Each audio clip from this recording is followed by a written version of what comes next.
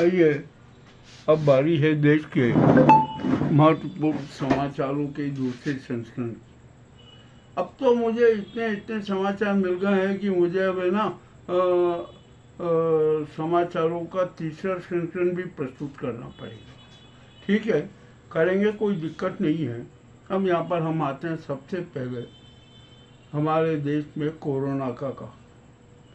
अब तो कोरोना का कहर है ना बड़ी तेजी से फैल रहा है, बढ़ता जा रहा है, हर जगह आ रहा है, हर प्रदेश में अब तो कोरोना कोरोना कोरोना का कोहराम मचा हुआ। आखिरकार अब यदि कोरोना भयंकर रूप से फैल गया तो अगली स्टेप क्या होगी? क्या फिर से लॉकडाउन वाली स्थिति आएगी? अरे मामला बड़ा बेहद गंभीर हो चुका है। और जो कोरोना के है नहीं, एक वेरिएंट नहीं, दो वेरिएंट सक्रिय है और इनसे बचना बहुत कठिन है, बड़ी टेढ़ी खीर है। अब तो इसके लिए सुरक्षा करना जरूरी है, सुरक्षा रखना जरूरी है। अब कैसे सुरक्षा रखें, क्या क्या करें? हमारे यहाँ कुछ होता नहीं है, सब खाली बातें होती है, हवाबाजी हो जाती है। ठीक है, हम अब जो भी है ना, ये प्राकृतिक प्रकोप का शिकार हमें होना है, होंगे ही। और अब तो कोरोना से है ना मौतों की भी खबर आने लगी है। बड़ी विचित्र स्थिति है। आखिरकार ये कोरोना है ना हमारे लिए कितना बड़ा अभिशाप बना। ठीक है, बना है, अभी तो फैलता ही जा रहा है, फैलता ही जा रहा है। और हम है ना उससे सावधानी रखने में भी अक्षम हो गए। हम ये भीड़ वाले बाजारों में जाते हैं, भीड़ इकट्ठी करते हैं। ये हमारे खुद पीएम है ना मोदी जी, ये रोड शो करते हैं, भारी भीड़ कर। अरे क्या हो रहा है आखिरकार? कुछ समझ में नहीं आ रहा है। आप क्या चाहते हो? इस देश को तो जरा समझ दो, इस देश की जनता की रक्षा तो करो, इस देश के स्वास्थ्य की परवाह तो करो। और तुम तो अपनी शोहरत के लिए सब कुछ भुला चुके हो। चाहे जो कुछ हो, जनता चाहे जिस वेरिएंट की शिकार हो, किसी को कोई परवाह नहीं। आइए, अब जनता के सामने तो संकट तो खड़ा है कि उस संकट का सामना जनता को ही करना पड़ेगा और करेगी। जो भी गंभीर परिणाम आएंगे ना वो भी भुगतना है। और हम कोरोना की चपेट में ना बच गए तो ये हमें ईश्वर की कृपा मानना चाहिए। ठीक है, ये तो एक बड़ी बात होगी। अभी अभी एक समाचार आया है कि अमेरिका से है ना अब अडानी के खिलाफ बहुत कठोर कार्रवाई, उनका गिरफ्तारी वारंट भी जारी हो चुका है और सब कुछ हो गया। अब अडानी जी का बचना बहुत मुश्किल है। और अडानी के पक्ष में है ना हमारे देश की ये गुजराती गैंग की आतंकवादी सरकार है ना, स्वदेशी आतंकवादी सरकार, ये उनके पक्ष में है और ये उसको हर बचाने का प्रयास कर रही है। और अब शायद बचाना बहुत मुश्किल है। अडानी ये बचेंगे नहीं, किसी भी कीमत में नहीं बचेंगे अडानी, ये तय हो गया। और अब अडानी के बाद आखिरकार किसका नंबर आएगा, ये भी सोचने का सवाल है। तो इसमें है ना अब तो मोदी जी का नंबर आना तय है। मोदी का नंबर आएगा ही, इसमें कोई अब शंका नहीं है। एक बड़ी रोमांचक खबर आपके सामने प्रस्तुत कर रहा हूँ। मोदी और शाह की एक जोड़ी थी और अभी भी है। उसने इस देश के साथ कितना बड़ा खिलवाड़ किया ये सब जनता जानती है, हम भी जानते हैं, आप भी जानते हैं, सब कोई जानता है। अब तो क्या होगा कि मोदी और अडानी, मोदी और शाह में भी आपस में टकराव होगा और इसका कारण बना हमारे डोभाल जी और अमित शाह में बड़ा टकराव है। वे डोभाल की हर बात को नकारा करते हैं और उनकी योजनाओं को पानी पे डाल देते हैं। ठीक है, जो होना है वो तो होगा। अब देखना है कि मोदी और शाह के बीच जो शीत युद्ध चल रहा है ना उसका क्या परिणाम आएगा। मैं तो समझता हूँ जहाँ तक कि संभव था मोदी जी अब त्याग पत्र दे देंगे, 31 त्याग पत्र दे देंगे। अब उनका है ना जो सत्तावादी चक्र समाप्त हो गया। अब उन्होंने एक बहुत बड़ा दाव फेंका है कि ये ठीक है, मैं पीएम पद से हट जाऊंगा ना तो मैं इस देश का राष्ट्रपति किसी भी तरीके से बन जाऊं। और वे राष्ट्रपति बनने की पहल उन्होंने शुरू भी कर दी है। विपक्ष के नेताओं को, मुख्यमंत्रियों को भी है ना साधने का क्रम चालू कर दिया, किंतु ऐसा होगा नहीं। अब बिहार में जो है ना, वहाँ पर एनडीए की सरकार थी। नीतीश कुमार से मोदी जी की जो बहस हुई और नीतीश कुमार बिना बैठक में भाग लिए पटना चले गए और उन्होंने पटना जाते ही बड़ा खेला कर दिया।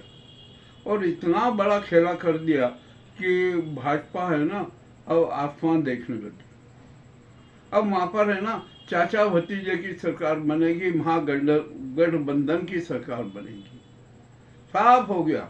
अब तो कांग्रेस ने, अन्य जो दलों ने भी है ना पूरा समर्थन दे दिया। नीतीश कुमार मुख्यमंत्री रहेंगे और जो तेजस्वी यादव है ना वो उप मुख्यमंत्री बनेंगे, डिप्टी सीएम बनेंगे। ये हो गया। अब सारा पूरा सामंजस्य, बिहार का नया राजनीतिक स्वरूप, परिवेश तैयार हो रहा होगा। और भाजपा के जितने मंत्री थे ना सब ने त्यागपत्र दे रहा, उनकी मजबूरी हो गई। मामला सब कुछ हो गया। और यदि राजद, बीजेपी, राजद और जेडीयू और कांग्रेस और अन्य दलों का यदि का मत प्रतिशत मिलेगा जाना तो वो करीबन 80 से 90% बैठ। और यदि यही क्रम पूरा चला ना तो बिहार के चुनाव में भाजपा की करारी हार होना तय है। ये बहुत बड़ा खेला हो गया कि, और इस खेले का असर बिहार पे नहीं केंद्र की राजनीति पे भी पड़ेगा। अब जो सामयिक स्थिति बनी है ना उसको देखते हुए नीतीश जो सरकार है ना मोदी सरकार से समर्थन वापस ले रही है। और उन्होंने तो बड़ा आरोप लगाया कि जो भाजपा ही है ना ये हमारी पार्टी को कमजोर कर रहे थे, हमारी पार्टी को तोड़ रहे थे, हमें कमजोर कर रहे थे। ये भी अब यही स्थिति नायडू के सामने भी आ गई। नायडू ने जब देखा ना कि ये बात तो उनकी पार्टी को भी तोड़ने का इस बीजेपी ने खूब प्रयास किया और बाद में नायडू को भी समझाने के लिए प्रयास किए तो नायडू ने एक पत्र भेजकर स्पष्ट कर दिया कि अब ठीक है, जो हो रहा है वो होगा। हम संभवतः ऐसी संभावना है कि अब तो नायडू भी इस नाजी सरकार से समर्थन वापस ले लेंगे। जब नीतीश और नायडू ने समर्थन वापस ले लिया ना तो ये सरकार अल्पमत में ही आ जाएगी। ठीक है, परंतु इसके साथ साथ एक बड़ी दूसरी घटना भी हो रही है। भाजपा के 40 सांसद मोदी सरकार के खिलाफ मैदान में। वे नहीं चाहते कि अब ये मोदी जी प्रधानमंत्री रहे और ये अमित शाह और ये गुजराती गैंग है ना ये देश का राष्ट्र का संचालन करे। जो 40 सांसद है ना वे भी बगावत पे उतारो। अब वे भी है ना इसके साथ नहीं जाएंगे, यानी अब भाजपा है ना 200 के नीचे आ जाएगी। और अन्य सहयोगी संगठन है ना वे भी अब भाजपा से दूर भागने की पहल कर रहे हैं। तो इसका मतलब ये हुआ कि मई माह में है ना, मई और जून के प्रथम द्वितीय सप्ताह में मोदी जी झोला उठाकर वापस चले जाएंगे। पर अब राष्ट्रपति भी नहीं बन सकते, ये भी तय है। चलिए, ये तो एक राजनीतिक बात था, राजनीतिक मुद्दा था, इसको भी हमने ला दिया बीच में। अब यहाँ पर है ना ऑपरेशन सिंदूर की बहुत बड़ी फजीयत की जा रही है। ऑपरेशन सिंदूर की सफलता का श्रेय पूरा सेना को। सेना ने अपने बुद्धि से, अपने शौर्य से, अपनी बहादुरी से ऑपरेशन सिंदूर को सफल बना लिया। कोई दिक्कत नहीं है, बहुत अच्छी बात है। और सेना, हमारी सेना चाहे ना तो पाकिस्तान पर 6 घंटे में अधिकार कर सकती है, किंतु हमारी सेना ऐसा करेगी नहीं। और जब यहाँ तक सवाल खड़ा हुआ है और बड़ा विचित्र हुआ है कि पुलवामा को हादसे को जिस लोगों ने, जिस आतंकियों ने मूर्त रूप दिया ना वे कहाँ गायब हुए, कहाँ छिप गए? क्या वे धरती में समा गए या आकाश में उड़ गए या कहीं ऐसे सुरक्षित स्थान पे चले गए या उन्हें कश्मीर से बाहर निकाल दिया गया? ये भी मामला बड़ा पेचीदा होता जा रहा है। अब इसके बारे में अभी तक कोई स्पष्टीकरण नहीं आया, कोई खुलासा नहीं आया। ठीक है, ये भी एक मामला उलझा हुआ है। अब यहाँ पर बड़ी बात चली कि ऑपरेशन सिंदूर सफल तो हो गया, सेना के शौर्य की पूरे देश की जनता ने तारीफ की और हमेशा करती रहेगी। अब परंतु क्या हुआ कि जो ये नाजी गैंग है ना, गुजराती गैंग, मैं इसको स्वदेशी आतंकी गैंग कहता हूँ, इसने अपना आतंकवाद फैलाना चालू कर दिया। सेना के शौर्य को, ऑपरेशन सिंदूर को इन्होंने अपना वोट बैंक बनाने की पहल शुरू कर दी। मोदी जी ऑपरेशन सिंदूर को लेकर जगह जगह रैलियां कर रहे हैं, रोड शो कर रहे हैं। अरे आपको क्या जरूरत है, आप तो कीजिए, सेना ने ऑपरेशन कर दिया, ऑपरेशन सिंदूर सफल हो गया, अब खत्म काम हो गया। अब हमें आतंकवादियों को किस तरीके और सबक सिखाना है, इस पर पहल करना चाहिए। और आप तो अपने आप को प्रचारित करने के लिए, अपना वोट बैंक बनाने के लिए रैलियां कर रहे हैं और प्रचार कर रहे हैं, और आप तो यहाँ तक कह रहे हैं कि मेरे नसों में खून नहीं है, गरम सिंदूर बह रहा। अरे तो भैया, हमने तो ये विश्व का पहला आदमी देखा कि जो बिना खून के जिंदा है और सिंदूर का खून उसमें बह रहा। अरे ये सिंदूर का खून तो आज तक का कहीं भी किसी भी पैथोलॉजी लैब में कहीं पर भी विवरण नहीं आया, और उसमें चिकित्सा गत में भी कहीं वर्णन नहीं है कि सिंदूरी खून क्या होता। अब ये मोदी जी हैं, वो जुमला देने में, फेक साफ करने में, झूठ बोलने में सिद्ध रहते हैं, माहिर है। उन्होंने जुमला फेंक दिया और अब वो जुमला ये है ना, बड़ा उनके गले का हार बन गया। और मोदी की तो हर योजना जो बात होती है ना, वो जुमले में परिवर्तित हो जाती है, और बाद में फिर वो किस तरीके से उससे दूर भागते हैं, इसमें भी कोई शंका नहीं। खैर ये भी अब हो गया, तो अब जनता है ना बड़ी आलोचना कर रहे हैं, बहुत जगह आलोचना हो रही है कि भैया सेना का ऑपरेशन सिंदूर था, वो बहुत सफल हुआ, किंतु ये गुजराती गैंग है ना, ये ऑपरेशन सिंदूर को ऑपरेशन लंगूर बना रही। ये आलोचना हो रही है, मैं नहीं कर रहा हूँ, ये आलोचना हो रही है, और वास्तव में आलोचना कोई बुरी भी नहीं है, वो होना भी चाहिए थी, ऐसी ही बात हो गई है। क्योंकि सेना के शौर्य को आप है ना भुला रहो और उसको अपना शौर्य जता रहो। हमें आपकी वो बात याद है कि जब आपने सेना को कहा था कि आप जो भी कार्रवाई करें उसकी पहले सूचना हमारी कैबिनेट को दे, हम उसकी स्वीकृति देंगे। ये बात छिपी नहीं है, सब कुछ पता है, हम भी जानते हैं, आप भी जानते हैं, खुद भी जानते हैं। तो जब ये ऑपरेशन सफल हो गया तो उसका श्रेय लूटने के लिए आप पूरे देश भर में निकल रहे हैं, कभी राजस्थान जा रहे हैं, गुजरात जा रहे हैं, और भी न जाने कहाँ कहाँ जाएंगे, और अपना देंगे कि वो होगा ये होगा। तो भैया अब एक काम कीजिए, अब जनता कह रही है ना, जब आपके शरीर में गर्म सिंदूर बह रहा है, खून नहीं है, तो आप एक काम कीजिए कि जितने भी भाजपाई हैं ना और आपके जो अंधभक्त हैं ना, उनको भी एक निर्देश दे दीजिए कि अब अपने जो शरीर में जब आप बाल का केश श्रृंगार करते हैं ना, तो अपने बीच में ये गर्म सिंदूर की मांग भी भरना चालू कर दी। अरे जो भी हो रहा है, क्या हो रहा है इस देश में, इस देश की जनता को क्यों मूर्ख बना रहे हो झूठ बोल बोल कर। अब ये झूठ का कारोबार है ना, नहीं चलेगा।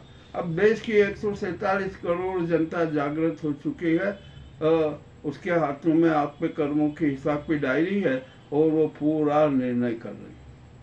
ठीक है, अभी जो भी होगा, इसका क्या होगा क्या नहीं होगा, अब कुछ अभी कुछ कह नहीं सकते। और ये मोदी जी कब तक पीएम पद पर रहेंगे, ये तो अब हटना तय है। अब आइए मोहन भागवत जी की बात करो। मोहन भागवत जी ने एक बयान दिया, बड़ा विचित्र बयान दिया। उन्होंने कहा कि यदि हिंदू है ना शक्तिशाली होगा और आर्थिक होगा तो हमारा देश है ना अविजित रहेगा। अरे भैया, हमारा देश तो कभी पराजित हुआ ही नहीं। हमारा देश को पराजित करने में, गुलाम बनाने में हमारे यहाँ के गद्दारों का योगदान हुआ है। उस समय भी देश सक्षम था, आर्थिक रूप से सक्षम था, आज भी आर्थिक रूप से सक्षम है। तो मोहन भागवत जी, आप ये बात है ना छोड़ दीजिए।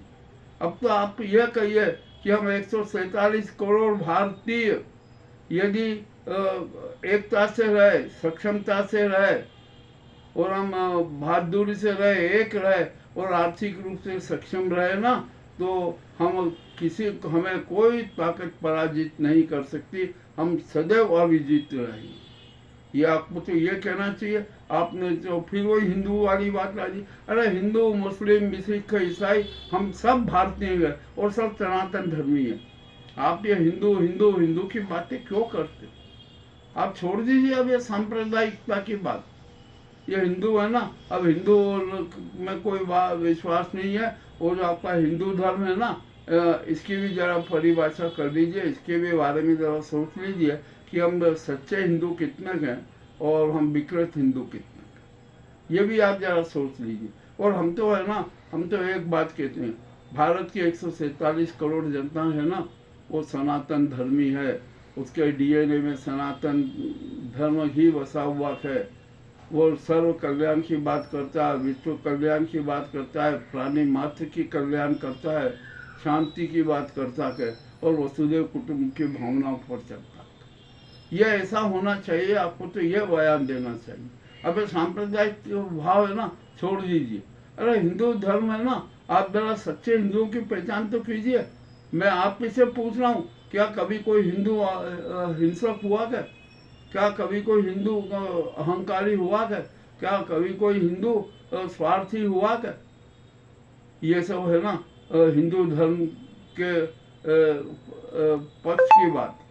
और आजकल तो हम देख रहे हैं ना, अपना क्षणिक लाभ के लिए, क्षणिक अपना स्वार्थ सिद्ध करने के लिए हम सारे हिंदुत्व के जो मूल तत्व है ना, उनको ताक में रख देते हैं और अपना जो स्वार्थ तत्व के, अहंकारी तत्व है, उसको प्रदर्शित करते हैं। अब तो यह हालत हो गई है कि सच्चे हिंदू का अकाल हो गया है इस देश में। और मैं आपसे भी ये पूछूं कि हमारे हिंदुओं के देवता कौन है? जरा ये तो बताइए। हमारा हिंदू धर्म का ग्रंथ कौन सा है, ये तो बताइए। हमारे जो सनातन धर्म के ग्रंथ है ना, वेद, उपनिषद, ये सब, गीता, ये सब हमारे सनातन धर्म के ग्रंथ हैं। और हिंदू धर्म का एक ग्रंथ भी तो बता दीजिए कि आप कौन सा एक ग्रंथ है। अरे अब तो मोहन भागवत जी, आपसे हाथ जोड़कर प्रार्थना, आपसे बार बार विनम्र निवेदन है, 147 करोड़ जनता का अनुरोध है कि सांप्रदायिक भाव छोड़ दीजिए, हिंदू मुसलमान की बात छोड़ दीजिए। अब तो आप सनातन धर्म की बात कीजिए कि हम 147 करोड़ जनता है ना, सनातन धर्मी है। भारत है ना, सनातन धर्मी था, सनातन धर्मी राज था, है और हमेशा रहेगा। ये आपको कहना चाहिए। और आप जरा संघ के जो आप जिनमें विश्वास करते हो ना, जरा उनका भी इतिहास देख लीजिए। और जो संघ के कितने चिंटू है ना, क्या क्या करते हैं, इसका भी संज्ञान ले लीजिए। अरे बड़ी रोचक स्थिति है। आपको तो अब बड़ा गंभीरता से सोचना पड़ेगा, आत्मचिंतन करना पड़ेगा।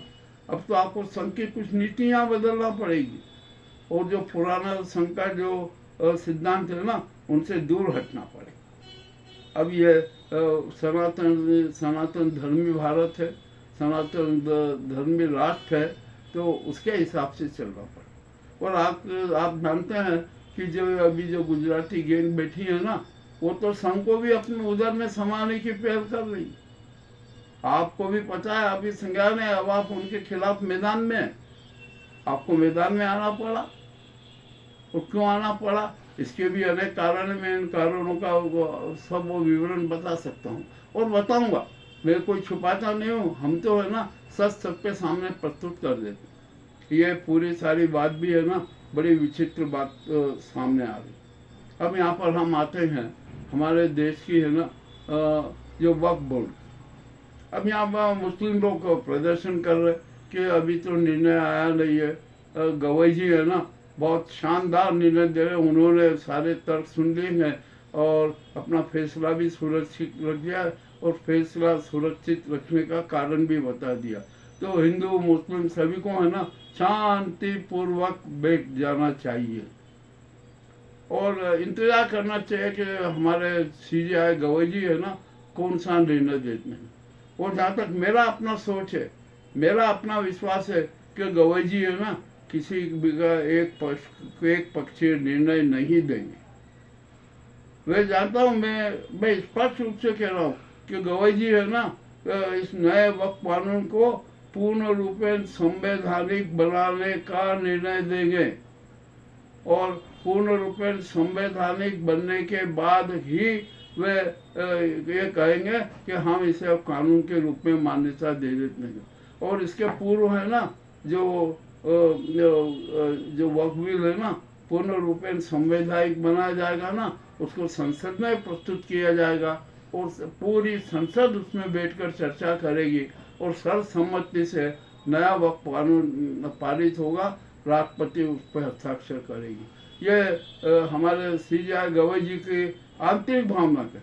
हालांकि हम ये कह नहीं सकते, जो हम कह रहे हैं ना, ये भी एक सीमा का उल्लंघन हो जाएगा, परंतु हमारी अपनी कल्पना है, हमारा अपना सोच है, हम सोच प्रस्तुत तो कर सकते हैं। जो जनहित का मुद्दा है ना, उसकी हम समीक्षा भी कर सकते हैं, उस पर अपनी बात भी रख सकते हैं। तो हमें जो अधिकार है वो हम भी रखेंगे। जनहित की बात है, राष्ट्रहित की बात है, समाज हित की बात है और सारा मामला बहुत स्पष्ट हो चुका है। अब आइए, अब यहाँ मानसून है ना, 10-15 दिन पूर्वी केरल में आ गया और सब दूर फैल गया और वो कहीं कहीं वर्षा हो रही है। अरे मुंबई में तो मानसून के है ना, मानसूनी वर्षा ने कहर बरपा दिया और मेट्रो में पानी घुस गया, सड़कें गायब हो गई, ये हो गया। और अभी अभी जो मेरे को जो सूचना मिली है कि हमारे मौसम विभाग ने कहा है कि 31 मई तक देश में भारी वर्षा की संभावना है। तो अनेक तूफान आएंगे, बहुत कुछ होगा, तो हमें सबको सचेत रहने की जरूरत है। ये हमारे लिए बहुत बहुत जरूरी है। अब हमारे देश में ना बहुत ही विचित्र बातें हो रही हैं और अब इस देश में है ना एक बात बड़े अलग ढंग से सोचना पड़ेगी। अब हमें राजनीति के तहत विचार करना होगा, राजनीति के तहत राष्ट्र का संचालन करना होगा। नाजीवादी तरीके से राष्ट्र का संचालन नहीं हो सकता। और जो नाजी सरकार है ना, गुजराती गैंग की सरकार, जिस ढंग से नाजीवादी तरीके से है ना राष्ट्र का संचालन कर रही है, अब वो समय समाप्त हो चुका। अब तो यहाँ पर है ना केंद्र में और प्रदेशों में लोकप्रिय सरकार का गठन होना चाहिए।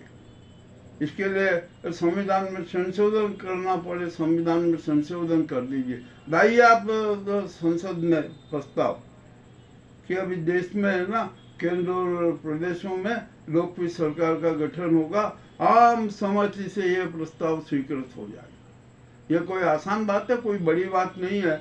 और यदि ये नाजी सरकार ये ऐसा नहीं चाहती है तो हम इसका एक विस्तृत स्वरूप भी प्रस्तुत करने को तैयार हैं। हमने पूर्व में भी तैयार कर रखा था। हमारी तो ये एक भावना थी और हमारा जो विचार था, ये राजनीति के लिए लोकप्रिय सरकार अनिवार्य है, जरूरी है। चलिए ये भी बात हम यहाँ पर निपटा देते हैं। और आप ये मोदी सरकार कितना झूठ बोलती है, कितना झूठ बोलती है। इनको झूठ बोलने में शर्म नहीं आती। अरे हम जानते हैं कि आप झूठ के रोबोट हो, जुमलों के रोबोट हो, सब कुछ हो, आखिर हो तो रोबोट ना, झूठ क्यों बोलते हो? आइए आप, अभी आपने घोषणा कर दी कि हमारी अर्थव्यवस्था 4 ट्रिलियन वाली हो गई। हमने जापान को पछाड़ दिया, ये कर दिया। अरे आपने जब वर्ल्ड रेटिंग का जो रिकॉर्ड आया है ना, जो वहाँ की जो विवरण आया है ना, उसका पैराग्राफ 4 पढ़ लीजिए। पहले उसकी रिपोर्ट में फर्स्ट में क्या लिखा था, उसमें स्पष्ट लिखा हुआ है, 4 में भी स्पष्ट है कि भारत 2025 में 4 ट्रिलियन की अर्थव्यवस्था बन सकता है। अभी बना नहीं है, और किंतु आपने तो झूठ कह दिया और वहाँ बैठक में कह दिया कि अरे हम 4 ट्रिलियन डॉलर की अर्थव्यवस्था हो गए। और आपके जो चिंटू है ना, पालतू चिंटू, वो उसको खूब बड़ा चढ़ाकर प्रस्तुत करो। अरे इतना झूठ तो मत बोलो, क्यों बोलते हो इतना झूठ? मेरे समझ में नहीं आता है, आप सत्य के पथ पर क्यों नहीं चलते हो? आप सन्मार्ग पे चलो, सत्य के पथ पर चलो। ये आप चलते नहीं हो और अपने राजनीतिक स्वार्थ, सत्तावादी स्वार्थ के लिए झूठ का आकाश पूरे देश में फैला देते, जनता को मूर्ख बनाने की पूरी प्रक्रिया अपनाते हो। तो हम एक बात बहुत स्पष्ट कह दें कि देश की 147 करोड़ जनता मूर्ख नहीं है, वो हर चीज़ जानती है, हर चीज़ समझती है। और मोदी जी, आपने तो कहा था ना कि मैं विपक्ष विहीन भारत बनाना चाहता हूँ। आपका ये एक सपना था ना, ये भी भस्मीभूत हो गया। और हम आपके कूनीति पर भी जानते हैं कि आप है ना क्या हो क्या नहीं हो। आप राहुल गांधी को तबाह करने के लिए, उनके राजनीतिक अस्तित्व की हत्या करने के लिए आप क्या क्या नाटक कर, और आपकी जो है ईडी वीडी है ना, ये कुछ भी नहीं कर सकेगी। अब जो ईडी के सारे काले कारनामे सुप्रीम कोर्ट में उजागर हुए, जनता के बीच उजागर हो गए, आपकी भी किरकिरी हो रही है। आपने क्या क्या ईडी के मार्फत किया क्या, जिसकी कोई सीमा नहीं। अब ये सीतारमन जी है ना, इन पर भी दिल्ली हाई कोर्ट ने स्पष्ट किया कि इन पर एफआईआर दर्ज कीजिए। इन्होंने 8,000 करोड़ रुपए की जो इलेक्ट्रॉनिक बॉन्ड के लिए भाजपा को कलेक्शन करवा, इसके सारे प्रमाण भी मिल गए। अब ये सीतारमन जी को भी जेल होना है निश्चित है, और भाजपा को भी जेल होना है। ये मोदी जी, अमित शाह, ये कोई बचने वाले नहीं है, क्योंकि इनके सारे अपराध तो सामने आ रहे हैं, साक्ष्य मौजूद है। अब ये सारे जो घटनाक्रम है ना, ये आज का जो हमारा समाचार का दूसरा संस्करण है ना, ये बहुत आक्रामक है। हमारे अन्य साथी भी ये बात कह रहे हैं। हमें गर्व है कि आज जो हमारा जो राष्ट्रवादी मीडिया है ना, वो अपना संवाद धर्म निभा रहा है। और ये मोदी और गोदी मीडिया है ना, ये तो अपने समाज की आत्मा को अपने हथेली पर रखा है। और इतना ही नहीं, ये तो अपने आका है ना, जो इनके नाजी गैंग और कारपोरेट ये सब, ये उनके जूतों की पालिश है ना, अपने जुबान से कर। अब आप आइए, अरविंद गोस्वामी और अमित मालवीय को पर 3 आपराधिक मामले में एफआईआर, उनको बचाने की आपने पहल क्यों की? क्योंकि अमित मालवीय है ना, आपके इशारों पर विपक्ष को, राहुल गांधी को, सबको बदनाम करने का प्रयास कर, झूठ फैला रहे हैं, फर्जी फेक न्यूज का प्रसारण कर रहे हैं, फिर भी आपने उनको बचाया। तो ये आपकी कौन सी नैतिकता?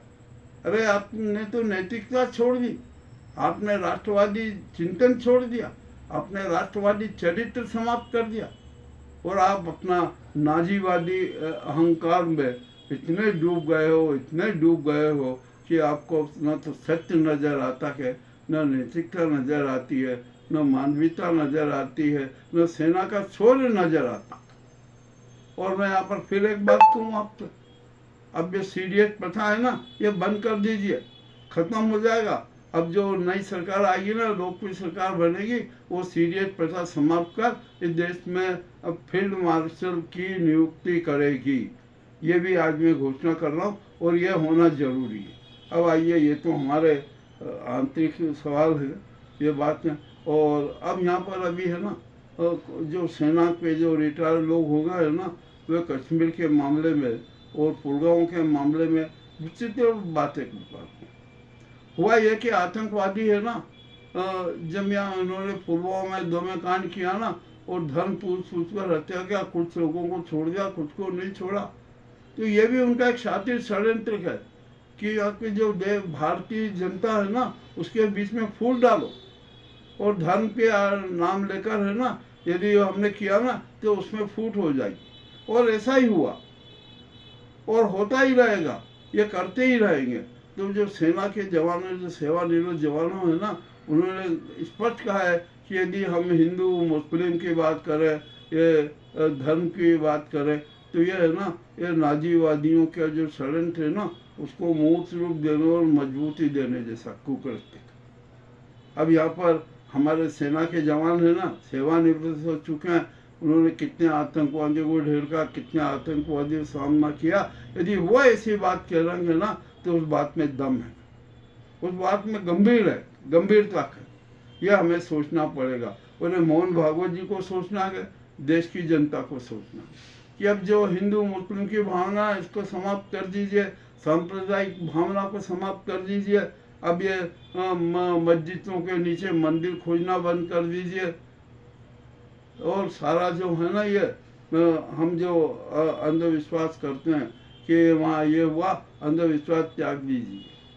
अब तो देश को एकता की जरूरत है, देश को एकता की इतनी अनिवार्यता है कि हम यदि जिंदा रहना चाहते हैं, अविजित रहना चाहते हैं, तो हमें 147 करोड़ जनता को एकता से लेना पड़ेगा। और मैं फिर यहाँ पर कह रहा हूँ, जैसा अटल जी ने कहा था कि हमें ऐतिहासिक बर्बरताओं को भूल जाना चाहिए।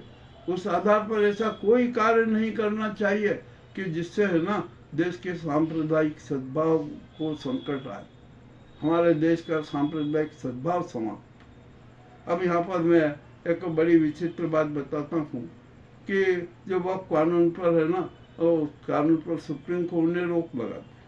तो आप यूपी में, उत्तराखंड में और मध्य प्रदेश में अनेक स्थानों पर ये मुस्लिम दरगाह है, ये मस्जिद है, ये क्यों डालो? आपको सुप्रीम कोर्ट के आदेश का सम्मान करना चाहिए, पालन करना चाहिए।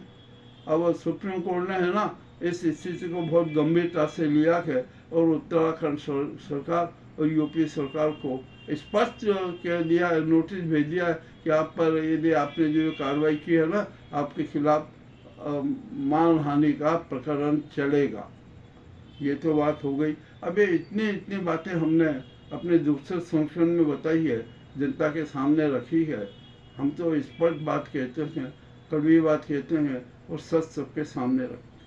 अब आइए हम जरा विदेश की बात करें। अब ये पुतिन है ना, पुतिन और नेतन्याहू ये नरसंहार पर आमादन। नाऊ का तो खुला विरोध हो जाए। आज 16,000 जो मासूम बच्चे हैं ना, उनकी दयनीय स्थिति है, उनकी हत्या का आरोप लगा दिया गया है नेतन्याहू पर, और किसी विदेशी ने नहीं, वहाँ के ही सांसदों ने लगाया। ये कितना घिनौना कृत्य।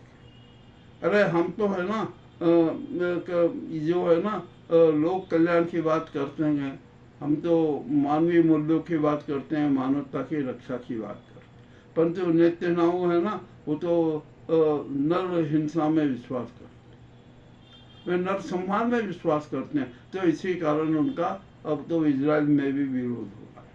अब आइए रूस और यूक्रेन की बात करें। जेलेंस्की ने है ना आज पुतिन के 1-2 दिन पहले पुतिन के हेलीकॉप्टर है ना उसको अपने निशाने पे ले लिया था। वो तो पुतिन की किस्मत थी और वहाँ के एक सेना के एक सैनिक ने सारा उनको पुतिन को बचा लिया, नहीं तो आज पुतिन भी जिंदा नहीं हो। और जो पुतिन है ना आज के ऊपर कितने हमले किए, कितने मिसाइलें दागे, कितने ड्रोन से हमले किए।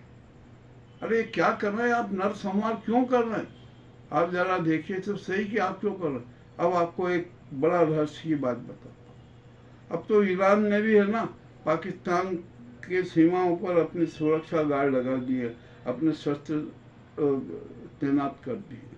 अब इसी के साथ जो अफगानिस्तान है ना, जिसको कि हम हमारे साथ खड़ा हुआ था, ये हुआ था, अब वो तो पाकिस्तान के साथ खड़ा होने लगा। ये भी बड़ी विचित्र बात है। और हमारी विदेश नीति तो फ्लॉप होती जा रही। अरे अब ये चीन है ना, चीन हमारे लिए बहुत बड़ा विरोधी सिद्ध हो रहा है, दुश्मन राष्ट्र हो रहा है। वो भारत की प्रसिद्धता को समाप्त करना चाहता है, उसकी चुनौती भी बहुत बड़ी है। अमेरिका के ट्रम्प साहब तो मोदी जी को नंगा ही कर रहे हैं, हर तरीके से उनको जलील कर रहे हैं, और मोदी जी चुपचाप बैठे। उनकी हिम्मत नहीं होती कि वे ट्रम्प के जो आरोपों का जवाब दे दे। गंभीर से गंभीर आरोपों का जवाब नहीं दे पा रहे। आखिरकार ये हो क्या रहा है, क्यों है ऐसा ही है? इसका जवाब तो नरेंद्र मोदी को देना ही पड़ेगा। देश की 147 करोड़ जनता जवाब मांग रही, आप जवाब नहीं दे रहे। और खाली जो ऑपरेशन सिंदूर को भुनाने के लिए, राजनीतिक रूप से भुनाने के लिए, अपने छवि चमकाने के लिए, अपने आप को महान योद्धा और महान देशभक्त सिद्ध करने की राजनीति कर रहे हो, ये गलत बात है। ये आपका अहंकार है, और अहंकार जिसमें भी आ जाता है ना उसका पतन तुरंत होता है। और इसी के कारण है ना नरेंद्र मोदी की उल्टी गिनती शुरू हो चुकी है। अब वो लास्ट गिनती आना बाकी है। अब मैं महाभारत का एक प्रसंग याद आता है शिशुपाल का, जो उसके 100 अपराध तक तो कृष्ण ने माफ किए थे और 101वें अपराध पर उसका काम तमाम कर दिया था। तो ये हमारे जो देश की 147 करोड़ जनता है ना, उसकी भावना है ना वो कृष्णवादी। वो जो नाजी और गुजराती गैंग है ना, ये शिशुपाल चरित्र वाली हैं। इनके इतने अपराध हैं, इतने अपराध हो चुके हैं, इनके पापों का घड़ा फूल हो गया, मतलब इनके सारे अपराध कम गए। अब ये जो कौन सा भी अपराध करेंगे ना, ये उनके लिए आत्मघाती सिद्ध होंगे। ये मैं यहाँ भी प्रसंग की बात कर रहा हूँ। बहुत ये दूसरा संस्करण बहुत लंबा होता जा रहा है, मैं इसको शॉर्ट करना चाहता हूँ। और अभी जो नए नए समाचार आएंगे ना, तो तीसरे संस्करण में मैं आपके समक्ष उपस्थित होऊंगा। ये हमने जो आज का जो दूसरा संस्करण अति रोचक समाचारों का, कड़वे समाचारों को दिया है ना, वो आपको कैसा लगे हमें ज़रूर बताइए। बहुत बहुत धन्यवाद।